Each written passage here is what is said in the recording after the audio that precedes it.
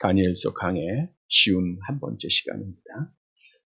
오늘 본문은 지난주에 이어지는 계속된 예언의 말씀이죠. 우리 지난주 마지막 절 다니엘서 11장 4절 말씀인데 우리 한번 같이 보도록 하겠습니다. 그러나 그가 강성할 때에 그의 나라가 갈라져 천하 사방에 나눌 것이나 그의 자손에게도 돌아가지도 아니할 것이요 또 자기가 주장하던 권세대로도 되지 아니하리니 이는 그 나라가 뽑혀서 그 외에 다른 사람들에게로 돌아갈 것이니라. 지난주에 메대와 바사에 의해서 바벨론이 멸망을 받을 것 예언했죠. 그대로 이루어졌습니다. 페르시아 제국의 네 번째 왕 아닥사스다 왕이 교만하여서 헬라를 공격할 것 그대로 예언대로 이루어졌죠. 그러나 점령하지 못하고 결국 헬라에 의해서 페르시아 제국이 무너지게 되는데 14절에서 말씀한 것은 알렉산더 대왕에 대한 내용이죠. 알렉산더 대왕이 페르시아 제국을 완전히 무너뜨리고 강성한 나라를 이룹니다. 그런데 강성한 나라를 이룰 때 천하 사방에 나눌 것이다. 그래서 네 나라로 나누어질 것 지난주에 말씀을 드렸죠. 알렉산더 대왕이 통치했던 그 헬라 제국이 네 나라로 나누어지게 될 것. 또 그의 자손에게도 돌아가지 아니할 것이다. 알렉산더 대왕이 자기 마음대로 행했다 이런 말씀이 있었죠. 교만했기 때문입니다. 그래서 젊은 나이에 20세가 왕이 돼서 33세 죽었으니까 13년 통치하고 말라리아 병에 죽게 됐다 그랬죠. 예언대로 그대로 이루어진 겁니다. 그의 두 아들이 살해를 당하고 그래서 이 예언대로 다 이루어져서 이제 네 나라로 나누어졌어요. 자, 오늘 본문은 동서남북 나라 중 북쪽과 남쪽으로 나누어진 나라에 대한 내용입니다. 북쪽은 셀류쿠스 장군이 왕조를 이루었고요. 이 북쪽은 팔레스타인 지역을 중심으로 북쪽입니다.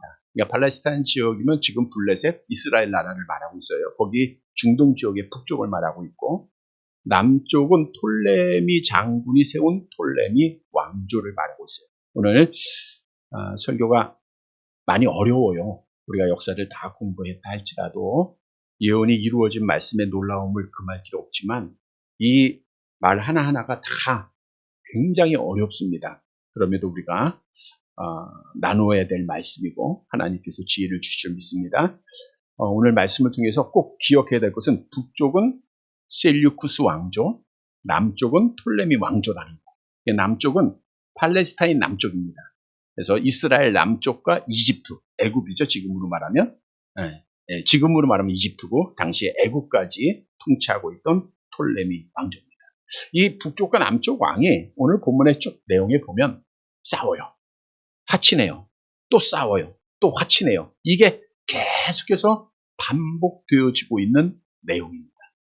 그런데 이 내용의 말씀은 지금 우리가 다니엘서는 잘 아는 대로 주전 550년에서 600년 사이에 기록된 말씀입니다. 이건 역사적으로 다니엘이 그때 사람이고 또 그때 기록을 한 거예요. 근데 그것이 이제 몇백 년이 지나서 250년이 지나고 300년이 지나서 우리가 역사적으로 그대로 이루어졌다고 하는 사실에 놀라움을 금할 길이 없다는 거예요.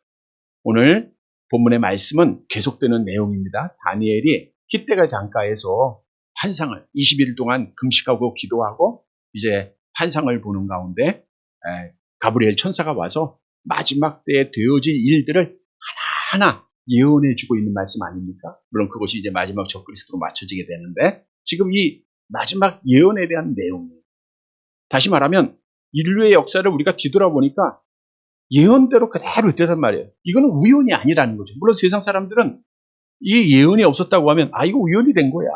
이 역사가 그렇게 흐른 거야 라고 말할 수 있지만 우리 믿는 사람들은 다니엘의 이 말씀을 통해서 보면 정확무한 하나님의 예정, 하나님의 섭리를 우리는 정말 찬양하지 않을 수가 없다고 하는 사실이죠. 오늘도 말씀을 통해서 그 하나님의 예언이 어떤 내용이었고 또 어떻게 이루어졌는가를 우리가 다시 한번 깨닫고 오늘은 전체 내용을 본 다음에 요약해서 주시는 교훈을 얻도록 하겠습니다. 먼저 5절 말씀 보도록 합니다. 5절 같이 봅니다. 남방의 왕들은 강할 것이나 그 군주들 중 하나는 그보다 강하여 권세를 떨치리니 그의 권세가 심히 클 것이요. 남방의 왕들, 우리 성경에는 복수인데 원문은 단수입니다. 즉 팔레스타인과 애굽 지역을 통치한 왕 누구라 그랬어요? 톨레미라 그랬어요. 네, 우리 잊지 마시고 너무 어렵습니다. 그냥 톨레미, 원래 톨레미 소테르 1세인데 이 뒤에까지 말하면 더 이상하니까 그냥 톨레미 1세 여기까지만 기억하십시다. 톨레미 1세가 주전 323년에서 285년 동안 통치를 합니다. 자, 알렉산더 남방의 왕 톨레미는 강할 것이다. 네, 유능한 장군이 남방을 통치하게 될 것이다. 이건 예언이에요. 네, 근데 그 예언은 주전 323년에 톨레미를 통해서 이루어진 거예요. 헬라 제국이 4분된 가운데 톨레미 왕국이 비교적 다른 나라들보다 이른 시기에 큰 권세를 얻은 것 예언대로 누구보다도 빠르게 알렉산더 대왕이 죽은 후에 팔레스타인 남부 애굽 지역의 통치자로 등극을 하게 됩니다. 자, 그런데 남쪽의 톨레미가 다른 사람들보다 빠르게 왕이 될 것, 또 왕국을 이룰 것을 말하고 있어요. 그 예언대로 됐어요. 주전 323년에. 자, 그런데 그 군주들 중 하나는 그보다 강하게 될 것이다. 그래서 군주들 중 하나는 장군들 중 하나인데 톨레미 장군보다 계급이 낮은 장군으로서 북쪽을 다스렸던 셀류쿠스 장군을 의미해요. 나중에 보니까 셀류쿠스 장군이더라고요. 네, 셀류쿠스 장군을 말하고 있는데 이 셀류쿠스 장군은 톨레미 장군보다 계급이 낮은 장군이지만 한 나라를 얻었습니다. 그런데 오늘 본문에 보니까 그 북쪽의 셀류쿠스 장군이 남쪽보다 더 강하게 될 것을 예언을 했어요. 나라는 톨레미 남쪽이 먼저 세웠는데 강한 힘을 가지고, 근데 북쪽의 셀류쿠스 왕조가 더 강하게 될 것을 예언을 했단 말이에요. 근데 이 예언대로 셀류쿠스가 남쪽의 왕이 된 이후에 시리아와 메데와 인도 등 광활한 지역을 점령해서 왕조들 가운데서 거대한 가장 많은 땅을 통치하는 왕이 됐습니다. 그래서 오늘 본문의 예언대로 그의 권세가 심히 클 것이요 했는데 북쪽의 셀류쿠스 왕조가 남쪽의 톨레미 왕의 권세보다 더 커질 것이다. 네 나라 중 가장 큰 권세를 가질 것이다 라고 예언했는데 그대로 이루어졌습니다. 6절 말씀 봅니다. 같이 봅니다. 몇 해 후에 그들이 서로 단합하리니 곧 남방왕의 딸이 북방왕에게 가서 화친하리라. 그러나 그 공주의 힘이 쇠하고 그 왕은 서지도 못하며 권세가 없어질 뿐 아니라 그 공주와 그를 데리고 온 자와 그를 낳은 자와 그때에 도와주던 자가 다 버림을 당하리라. 지금 다니엘 선지자가 예언을 합니다. 자, 이렇게 남쪽, 북쪽으로 나눠진 나라가 남쪽이 강해졌다가 북쪽이 더 강한 나라를 이루게 될 것이고 그 몇 해가 지난 이후에 이제 그들이 서로 단합을 하게 될 것이다 라고 하는 예언이죠. 셀레우쿠스 왕조의 권세가 톨레미 왕조의 권세보다 더 커진 상태에서 두 왕조가 단합을 하게 되는데 어떤 단합을 하게 될 거 예언했느냐? 남방의 왕의 딸이니까 톨레미 왕조의 딸이겠죠. 톨레미 왕조의 딸이 북방 왕에게 가서 화친을 할 것이다. 즉 셀류쿠스 왕의 아들과 전략적인 결혼을 하게 되고 결혼을 하게 되니까 화친이 되는 거 아니에요. 그런 화친 조약을 맺게 될 것이다 라고 예언을 했어요. 근데 이 예언도 주전 250년에 그대로 이루어졌습니다. 이제 톨레미의 2세가 주전 50년에 자신의 딸을 셀류쿠스 왕조의 세 번째 왕인 안티오쿠스 2세와 결혼을 시키는 거예요. 그러나 오늘 본문에 쭉 보면 이 결혼 동맹의 화친은 오래 지속되지 못할 것을 예언을 하고 있죠. 그러나 그렇죠. 화친을 해요. 서로 결혼하게 됩니다. 그러나 그 공주의 힘이 쇠하고 그 왕은 서지도 못하며 권세가 없어질 뿐 아니라, 그러니까 서로 이제 공주가 결혼을 했는데 공주의 힘이 쇠해진다는 거예요. 공주의 힘이 없어진다는 거죠. 왕도 되지 못한다는 거죠. 권세도 없어진다는 거죠. 또 그 공주와 그를 데리고 온 자와 그를 낳은 자, 그러니까 공주가 낳은 아들까지도 다 버림을 당하리라. 이게 다니엘의 예언입니다.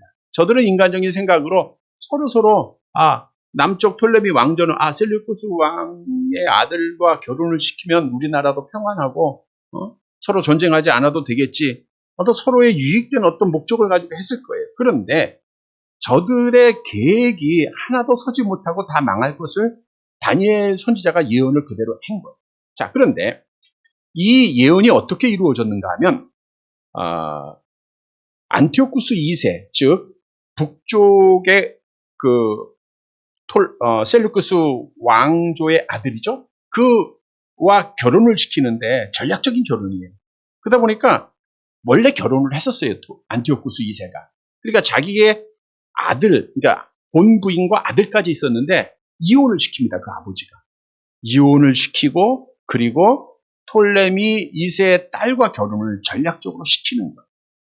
그런데 그 결혼을 시킨 이후에 4년이 지나서 주전 246년에 톨레미 2세, 즉 남쪽 왕 톨레미 2세가 죽게 돼요. 갑자기.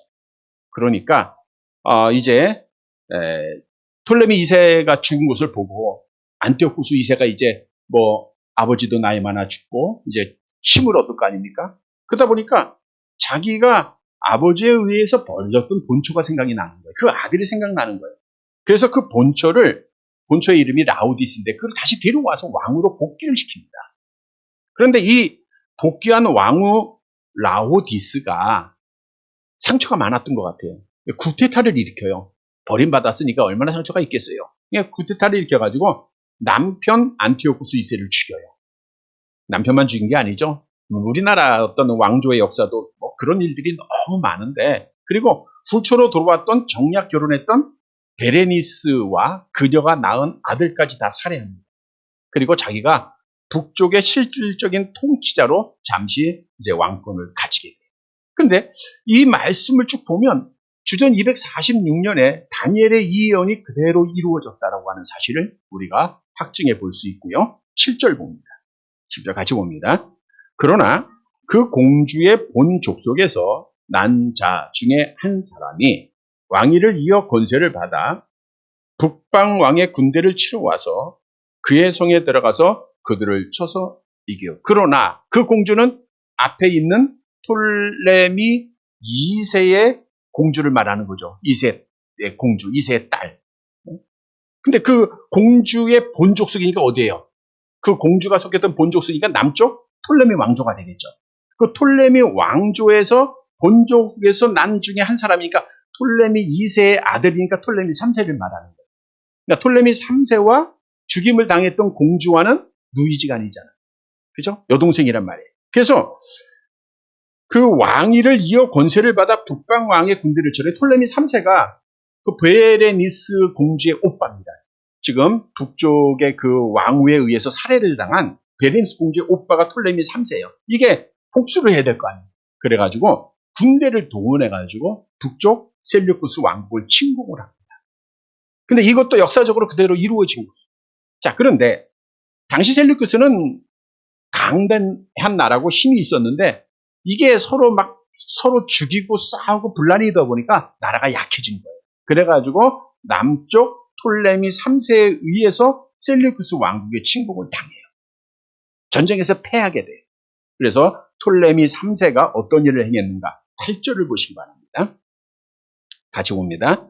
그 신들과 도움받는 우상들과 은과 금의 아름다운 그릇들은 다 노략하고 애굽으로 가져갈 것이요 몇 해 동안은 그가 북방왕을 치지 아니하리라.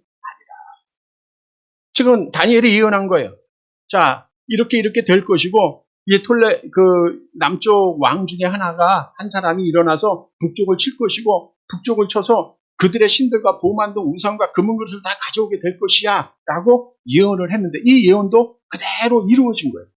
남쪽의 톨레미 왕 3세가 세류쿠스 왕국을 침략하고 자기의 여동생에 대한 일을 복수를 합니다.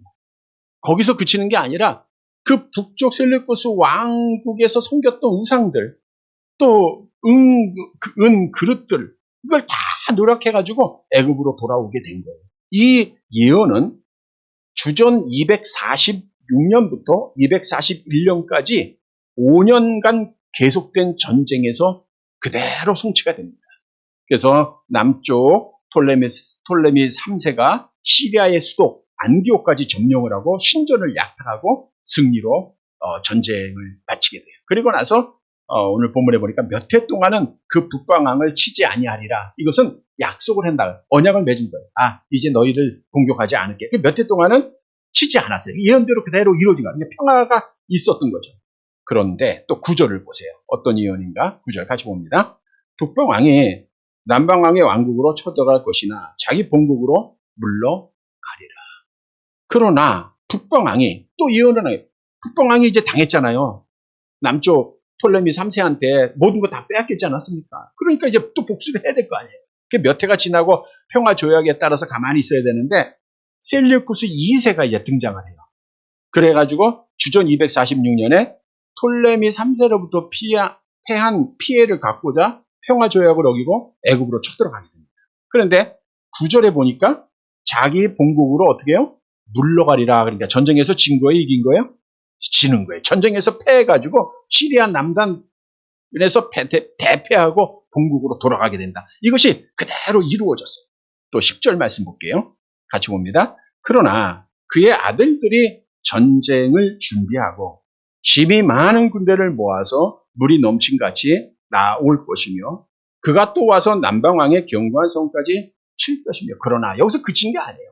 그러니까 이게 전쟁이라는 게 정말 끊임없습니다.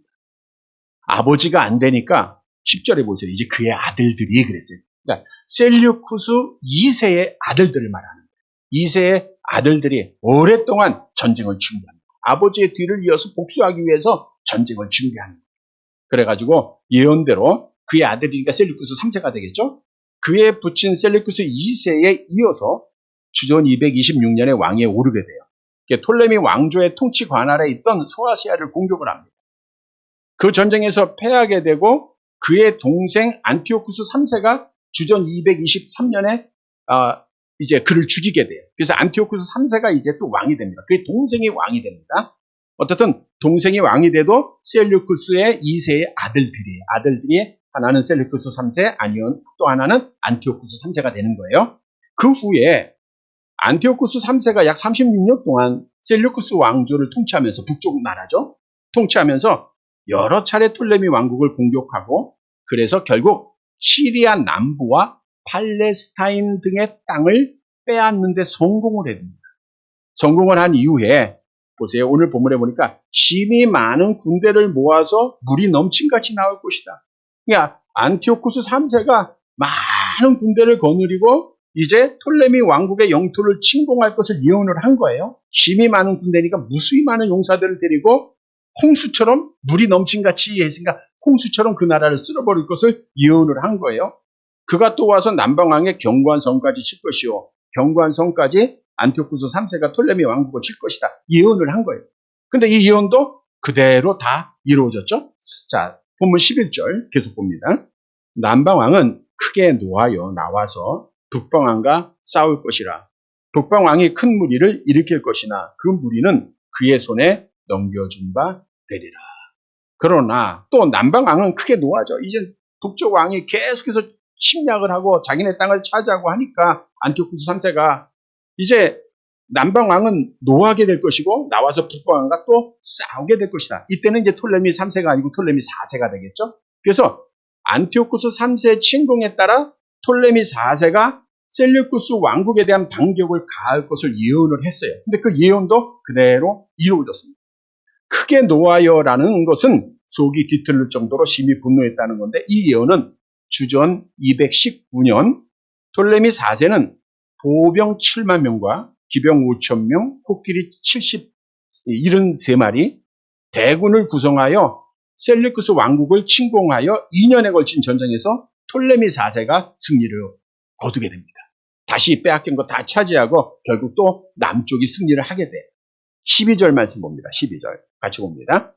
그가 큰 무리를 사로잡은 후에, 여기서 그는 누구예요? 톨레미 4세입니다. 톨레미 4세가 큰 무리를 잡은 후에, 또 계속 볼게요. 그의 마음이 스스로 높아져요. 이게 잘 될 때 조심해야 돼요. 높아지는 거예요. 우리가 지난 주에도 마음이 높아졌다, 자기 마음대로 행했다, 이런 말씀도 드리지 않습니까? 아닥사스 왕도 그렇고, 알렉산더 대왕도 그렇고, 이렇게 톨레미 4세도 전쟁에서 승리하다 보니까 마음이 스스로 높아져 교만해진 거예요. 그래서 교만해지면 하나님이 버리잖아요. 그래서 결국은 수만 명을 엎드려뜨리는 전쟁에는 승리했지만 그로 인해서 그가 자기를 신격화하려고 했어요. 그래서 전쟁에서 승리한 이후에 예루살렘에 도착해서 성전 안에 자기가 막 들어가려고 했고, 교만하게 자기가 하나님이 되려고 했던 거예요. 그래서 그 세력은 더하지 못했다. 이 말은 뭐예요? 결국 전쟁에서는 승리했지만 세력이 더 커지지 못했다라고 하는 것, 예언대로 그대로 됐고요. 그러면 이 교만했던 자가 어떻게 망했는가? 13절 볼게요. 13절 같이 봅니다. 북방왕은 돌아가서 다시 군대를 전보다 더 많이 준비하였다. 북방왕이 전쟁에서 졌잖아요. 톨레미 4세로부터. 그러고 나서 이제 돌아가서 끝나는 게 아니라 또 준비를 하는 거예요. 더 많이 준비를 합니다. 셀루크스의 그 왕조들이, 후손들이 계속 준비하는 거예요. 그래서 곧 몇 해 후에 대군과 많은 물건을 거느리고 오리라. 이 예언대로 주전 203년에 톨레미 4세는 그의 부인과 함께 원인을 알 수 없는 병으로 사망을 하게 돼요. 그러니까 톨레미 4세가 죽으니까 톨레미 5세가 그 당시 나이가 4세에서 7세의 역사작들이 4세, 7세니까 어린 나이에 왕이 된 거예요. 어린 나이에 왕이 되다 보니까 나라를 통치할 수 없잖아요. 통치권이 그렇게 원활하지가 않았을 거 아닙니까? 그러니까 나라도 많이 쇠약해지겠죠. 그래가지고 안티오쿠스 3세는 그 틈을 놓치지 않고 패배를 보복하기 위해서 많은 준비한 군대를 거느리고 남쪽 톨레미 왕국을 공격을 하게 돼요. 그래서 대군과 많은 물건을 거느리고 오리라 예언대로 이제 주전 203년에 전쟁을 하게 되고, 안티오쿠스 3세의 승리를 보장하는 내용이지만 성경에 보니까 예언이 그러나 승리는 못했다 이렇게 나와 있죠. 14절 보세요. 14절 같이 봅니다.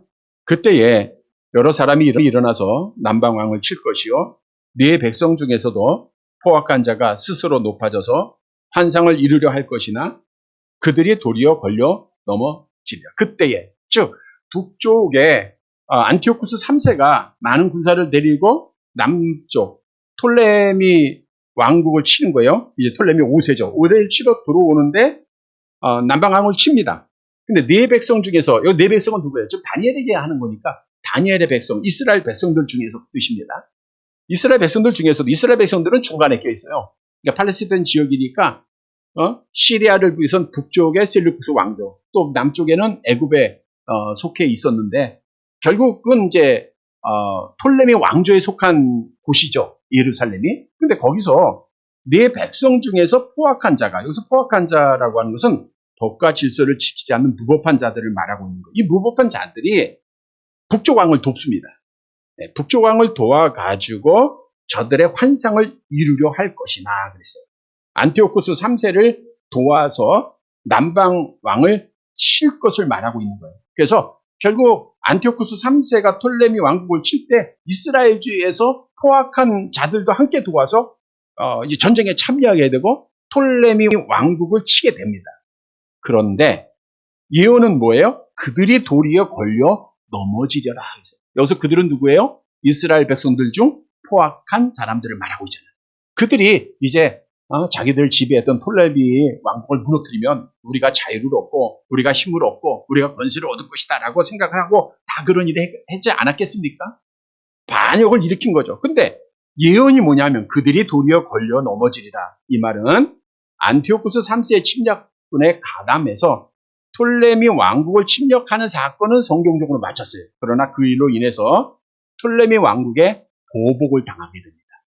톨레미 왕국의 장군이 한때 자신의 통치하에 있었던 유대인들이 자신들에 대해서 반기를 들은 것을 알고 그들을 찾아내서 처참하게 그들을 죽였어요. 그래서 그 예언도 그대로 이루어졌다라는 것을 알 수가 있고요. 15절 말씀 봅니다.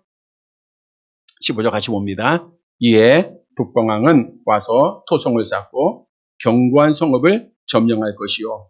남방 군대는 그를 당할 수 없으며 또 그가 택한 군대라도 그를 당할 힘이 없을 것이므로. 이제 북방왕이 큰 힘을 얻었기에 결국 남방 왕이 그들을 감당할 수 없을 것이다. 그대로 예언을 한 거예요. 이 예언은 주전 202년에 안티오쿠스 3세에 계속되는 톨레미 왕국에 대한 침략 전쟁 중에 하나를 소개하고 있는 거예요. 예언인데 그대로 이루어지죠. 자, 북방왕이 와서 토성을 쌓고 견고한 성읍을 점령할 것이라는데요. 견고한 성읍은 시돈성을 말하고 있습니다. 가장 요새화된 성읍입니다. 그러니까 요새화됐다고 하는 것은 이제 높은 산 위에 요새처럼 성을 이루고 그 성을 이제 만들었다는 거예요. 그래서 그 성령을 점령하기 위해서 북방왕이 뭘 쌓아요? 토성을 쌓아요. 토성은 인공 언덕을 쌓는 겁니다. 그 성을 바로 공격 못하니까 많은 흙을 가져다가 언덕을 만드는 거예요. 그래가지고 결국 요새화된 시돈성을 점령할 것 예언했는데 그 예언이 그대로 이루어졌고요. 또 그가 택한 군대라도 그를 당할 힘이 없다. 남쪽 톨레미 왕국에 속한 군대가 이제 무기력함 때문에 안티오쿠스 3세의 군대를 당할 힘이 없게 될 것이다. 예언한 대로 이제 안티오쿠스 3세의 승리로 전쟁이 끝나게 되죠. 16절 말씀 봅니다. 같이 봅니다. 오직 와서 치는 자가 자기 마음대로 행하. 이 치는 자는 누구예요? 안티오쿠스 3세입니다. 셀레우쿠스 왕족의 3세가 와서 마음대로 행하는 거예요. 그를 당할 사람이 없겠고, 너무 큰 권세를 가지고 이제 그 남쪽을 치니까 그는 영화로운 땅에 설 것이요. 영화로운 땅은 어디를 말하고 있죠? 당연히 이스라엘을 말하고 있죠. 즉 남쪽 톨레미 왕조가 통치하고 있던, 지배하고 있던 그 땅을 차지하게 된다는 거예요. 그래서 영화로운 땅은 팔레스타인, 즉 이스라엘 땅을 말하고 있는데 다니엘서 8장 9절에도 이스라엘 땅을 영화로운 땅으로 말씀한 내용이 있죠. 우리 한번 프린트볼에 있습니다. 같이 볼게요. 그중 한 뿔에서 또 작은 뿔 하나가 나서 남쪽과 동쪽과 또 영화로운 땅을 향하여 심히, 여기서 영화로운 땅도 이스라엘, 오늘 본문에도 마찬가지입니다. 북쪽의 안티오쿠스 3세가, 즉 셀루쿠스 왕족이 영화로운 땅까지 차지할 것 예언을 했어요. 예언을 했고 그 손에는 멸망이 있으리라. 멸망이 있으리라. 자, 이 예언대로 안티오쿠스 3세는 주전 198년에 이스라엘을 점령하고 통치하게 됩니다. 그리고 나서 그 손에는 멸망이 있으리라 라고 했으니까 그 예루살렘에서 친애국 정책, 친 톨레미 왕국을 따랐던 사람들을 다 죽이는 일이래요. 그래서 그 예언도 그대로 이루어졌고요. 17절 말씀 봅니다. 같이 봅니다. 그가 결심하고 전국의 힘을 다하여 이르렀다가 그와 화친할 것이요. 또 여자의 딸을 그에게 주어 그의 나라를 망하게 하려 할 것이나 이루지 못하리니 그에게 무익하리라. 이제 안티오쿠스 3세가 톨레미를 다 점령을 합니다. 이제 계속해서 점령을 하려니까 자기의 어떤 영향력을 행사하기 위해서 또 하나를 아이디어를 낸 거예요. 그것이 뭐냐면 화친을 맺는 겁니다. 어떤 화친이냐? 이번에는 이제 반대예요. 여자의 딸을, 안티오쿠스 3세가 자기의 딸을 톨레미 5세, 이제 아까 4세에서 7세가 됐는데 지금은 11살에서 10세가 조금 몇 년이 지났으니까 그때의 그 톨레미 5세의 아내로 주는 거예요. 전략적인 결혼을 시키는 거예요. 그러면 이 딸을 통해서 이제 그 남쪽 톨레미 왕국을 무너뜨리고 자기가 계속해서 통치할 것이다라고 하는 계획 속에 그런 일을 시킨 겁니다. 그런데 오늘 예언은 어떤 예언이에요? 그렇게 하려고 한 거예요. 여자의 딸을 그에게 주어 그의 나라를 망하게 하려 할 것이나 그랬잖아요. 그러니까 이제 안티오쿠스 3세가 자기 딸을 통해서 톨레미 왕국을 완전히 멸망시키려고. 왜? 남편 된 톨레미 5세도 나이가 어리잖아요. 그러니까 그 아내의 마음대로 다 할 수 있을 것이고, 그래서 이제는 그 톨레미 왕국을 완전히 무너뜨리고 자기가 쉽게 통치권을 행사할 것이라고 생각을 한 거예요. 그런데 오늘 예언이 뭐예요? 이루지 못한다. 왜 이루지 못했냐 하니까 그에게 무익하리라는 거예요. 그 모든 계획이 허사로 돌아갔다는 거예요. 왜냐하면 애굽의 왕과, 즉 톨레미 5세와 결혼한 그 딸이 아버지의 기대를 버려요. 그리고 어린 남편에 대한 동정심으로 불타서 온 힘을 다해서 애굽을 지지하게. 그래서 아버지를 버리게 됩니다. 그녀가 후에 남편을 통해서 낳은 아들, 톨레미 6세가 되겠죠? 그를 왕위에 세우고 실질적인 통치로 나라를 지켜가요. 그래서 애굽 역사, 왕실 역사의 최초의 여왕인데 그 이름이 이제 클레오파트라죠. 물론 우리가 아는 애굽 최후의 여왕 클레오파트라와 동명이인입니다. 그 여인이 그 안티오쿠스 3세의 딸인데 자기의 뜻을, 그 아버지의 뜻을 잃지 않고 나라를 지켜가게 되죠. 18절 말씀. 예언이 그대로 이루어진 거예요. 18절. 같이 봅니다.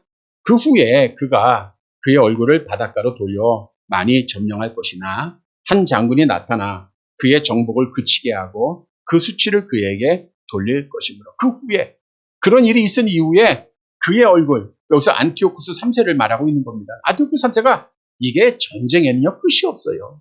가지고 싶은 사람은 더 많은 것 가지고 싶어 하듯 또 나라 확장을 위해서 이제 육지는 더 이상 차지할 데가 없으니까 바다로 돌린 거예요. 바다는 지중해를 말하고 있는 겁니다. 그러니까 지중해를 통해서 여러 나라들을 점령하게 될 것을 예언을 한 거예요. 그래서 주전 195년에 안티오쿠스 3세가 지중해 여러 나라를 점령합니다. 그런데 한 장군이 나타나 그의 정복을 그치겠다.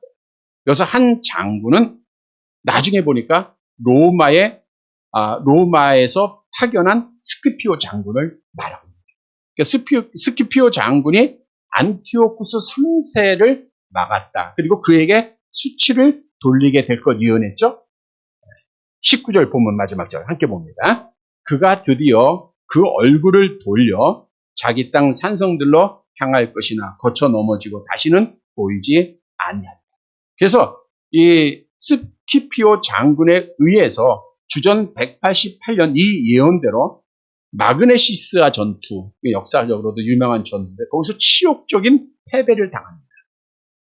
안티오쿠스가 자기의 생명을 유지하기 위해서 강제적으로 로마에게 조약을 해요. 내가 조공을 바칠 테니까 나를 좀 살려달라. 그래가지고 안티오쿠스 3세가 본국으로 돌아올 거 아닙니까? 전쟁은요 10번이게도 마지막 전쟁에 지면 진 거예요.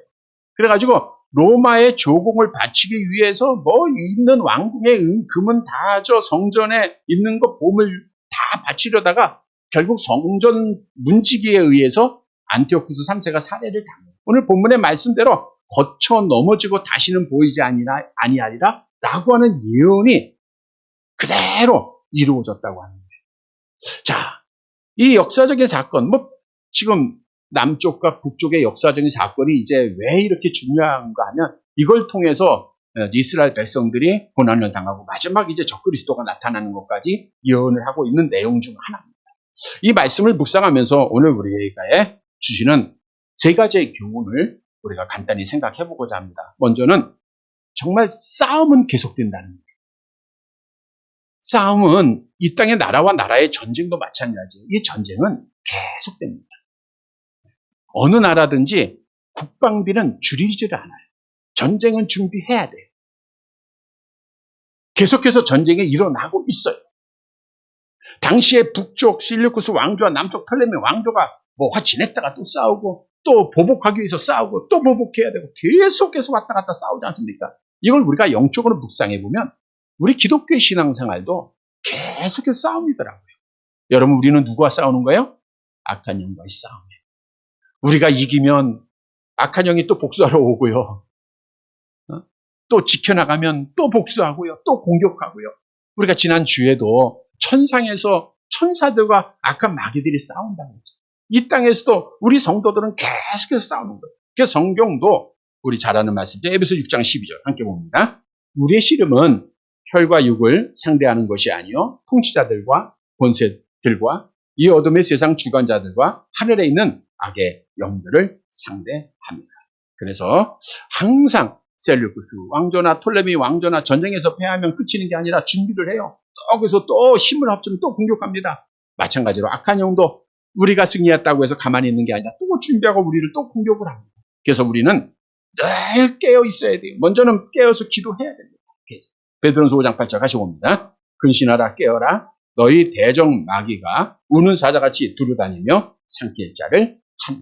근신해서 깨어서 이겨야 되고 또 하나님의 전신갑주를 입고 이겨야 돼요. 우리는 계속되는 신앙생활은 계속되는 악한 영과의 싸움이라는 거예요. 이 싸움에서 기도로 깨어있고 전신갑주 입어서 늘 승리하시길 바랍니다. 두 번째는 겸손해야 된다. 지난주도 같은 교훈을 드렸는데 정말 겸손해야 돼요. 오늘 본문 12절에 보니까 톨레미 4세가 큰 무리를 사로잡은 후에 그의 마음이 스스로 어떻게 해요? 높아져서 신처럼 되는 거예요. 또 16절에 보니까 안티오쿠스 3세가 자기 마음대로 행했다. 자기 마음대로 행했다. 이것은 교만을 말하는 거예요. 여러분, 교만한 자는 누구라도 사망해요. 교만은 죽는 겁니다. 하나님이 버려요. 그래서 우리는 늘 겸손하게 돼요. 겸손하자. 겸손의 모범을 보이신 분은 예수님입니다. 우리 빌립보서 2장 5절 같이 봅니다. 너희 안에 이 마음을 품으라. 곧 그리스도 예수의 마음, 예수님의 마음을 품고 늘 하나님께만 영광을 돌리고 겸손해야 돼요. 교만은 잘 될 때 되는 겁니다. 건강할 때 교만한 거예요. 아픈 사람은 교만하지 않아요. 없는 사람은 교만하지 않습니다. 있는 자가 교만하는 거예요. 낮은 사람 교만하지 않습니다. 높은 사람 교만하는 거예요. 우리가 잘 될 때, 높아질 때, 있을 때, 건강할 때 더 조심해야 돼요. 그래서 그런즉 선절로 생각하는 자는 넘어질까 조심하라. 늘 조심하게, 겸손하게 믿음을 지켜야 돼요. 그리고 세 번째로는 오직 성경 말씀만 그대로 행하고 따라가야 돼요. 그 길밖에 없어요. 이 말씀을 묵상하고 준비하면서 또 우리 성도들이 느끼듯 정말 하나님의 말씀은 오묘합니다. 만일 서두에서 말씀드린 대로 다니엘이 예언하지 않았다고 하면 학자들이 뭐라고 할 거예요? 이거 그냥 그대로 우연히 이렇게 다 됐을 거야. 그랬을 거야. 그런데 정황무오하게 다니엘의 예언이 250년, 300년이 지나서 그대로 이루어진 거예요. 뭐 공주가 누가 될지 어떻게 알겠습니까? 어떻게 화친할지 누가 알겠어요? 누가 우상을 가져오고 근데 그 모든 것들이 그대로 이루어졌다는 거예요. 이것은 정말 하나님의 말씀은 정황무오한 하나님의 말씀이요 진리라고 하는 사실을 우리에게 교훈해 주고 있어요. 그래서 우리는 성경만이 진리임을 다시 한번 깨닫고 고백해야 됩니다.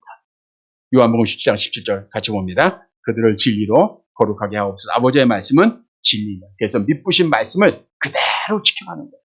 아브라함이 말씀을 쫓아갔듯 우리가 말씀만 따라가는 것밖에 없더라고요. 왜? 말씀만 이루어지니까. 여러분, 사람의 말은 이루어지지 않아요. 하나님의 말씀의 예언은 그대로 이루어집니다. 그래서 우리는 정말 성경 말씀이 이렇게 살아있고 이렇게 역사적이고 이렇게 능력이 있다고 하는 것을 다시 한번 깨닫고 하나님의 말씀만 따라가면서 믿음을 지키는 자들이 되시길 바랍니다. 말씀을 정리해드립니다. 여러분, 모든 역사는 우연이 없어요. 우리의 삶의 모든 일들의 우연은 하나도 없습니다. 모든 것이 하나님이 계획하고 하나님이 뜻하시고 하나님이 섭리하신 대로 되는 거예요. 그래서 우리는 하나님 앞에 오늘 말씀을 통해서 교훈을 얻고 영적 싸움에서 승리해야 되고 교만하지 말고 겸손하고 성경대로 이루어짐을 믿고 말씀을 꼭 따라가서 사랑하는 성도 여러분 끝까지 믿음을 지켜서 하나님 앞에 복을 받는 살아가는 성도들이 되시기를 주님의 이름으로 간절히